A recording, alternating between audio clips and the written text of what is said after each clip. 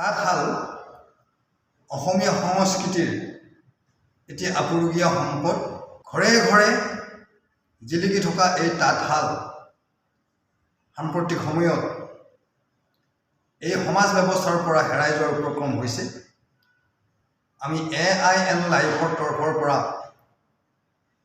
আমি অনুসন্ধান চলাইছিলোঁ।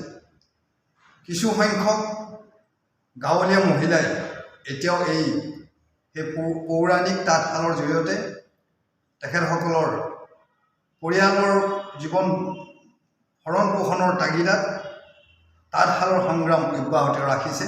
চৰকাৰৰ পৰা কোনো ধৰণৰ সা সুবিধা লাভ নকৰা এইসকল শিপিনীৰ যি দুৰ্দশা সঁচাকৈয়ে বৰ্ণনাতীত। আমি আশা কৰিম চৰকাৰে বা জিলা প্ৰশাসনে গাঁৱৰ এইসকল যিসকলে সেই পৌৰাণিক তাঁতশাল ব্যৱহাৰ কৰি দুখীয়া পৰিয়ালটোৰ ভৰণ পোষণৰ দায়িত্ব লৈ আছে, তেনেকুৱা শিপিনীসকলক অকণমান সহায়। শিপিনীৰ সপোন আৰু মৰমৰ তাঁতশাল। শিপিনীসকলৰ জীৱন জীৱিকাৰ প্ৰধান সমল, গ্ৰাম্য মহিলা সমাজৰ মহিলাসকলৰ প্ৰধান চালিকা অসমীয়াৰ উল্লেখযোগ্য সংস্কৃতি তাঁতশাল। এতিয়া যেন বিলুপ্তিৰ দিশত। তাঁতশাল শব্দই ৰঙীন বহাগক নিমন্ত্ৰণ জনায়। আনন্দ উল্লাস কৰা শক্তি যেন আজি হেৰাই গৈছে শিপিনীৰ। এই ডিজিটেল যুগত অত্যাধুনিক বিজ্ঞানসন্মত সা সঁজুলিৰ কেঁকুৰা চেপাত শিপিনীৰ মৰমৰ তাঁতশালৰ অলংকাৰ, যঁতৰ, উঘা, চেৰেকী, মাকো, মহুৰা, ৰাহ আদি মৃত্যুৰ কবলত পতিত। পৌৰাণিক তাঁতশালৰ খটখট শব্দ, হাতে বোৱা বস্ত্ৰৰ আমোলমোল সুগন্ধি এচি কোঠাত আবদ্ধ।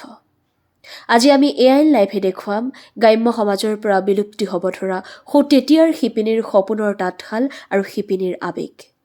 News desk, AIN live.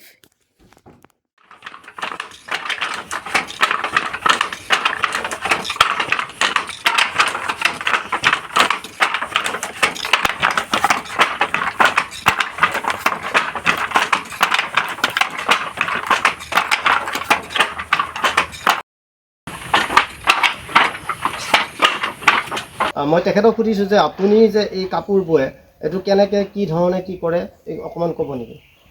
মই মানে বেলেগে সূতা দিয়ে, বেলেগৰ সূতাখিনিৰ পৰা মই সমানে তেওঁলোকে আধা নিয়ে, মই আধা ৰাখোঁ। ৰাখি মানে বিক্ৰী কৰি তাৰপিছত আৰু মানে ঘৰৰ কাম বন তাৰ লগত জড়িত ৰাখি তাঁতশালখনত মানে বহি বৰ্তমান মানে পৰিয়ালটো চলাই আছে। দামত বিক্ৰী কৰে এখন চাদৰ? চাদৰ এতিয়া কণীয়াৰা চাদৰ সেয়া 400 বেচা যায়। এতিয়া বৰ্তমান হেৰি নকৰিলোঁ, আগতে বেচিছোঁ। গামোচা আৰু ফুল হিচাপে গামোচাত সেই হিচাপত দাম? সেই হিচাপত ধৰ আৰু হেৰি আছে 50 টকীয়াও আছে, হয়তো যাক যেনেকৈ লাগে সেনেকৈ দিওঁ আৰু ধৰ ফুলখিনি চাহিদা হিচাপে। ঠিক আছে। আপুনি কাপোৰ বৈ আছে? কাপোৰ বৈছোঁ দে, বহুত বছৰ হ'ল। এতিয়া কৰে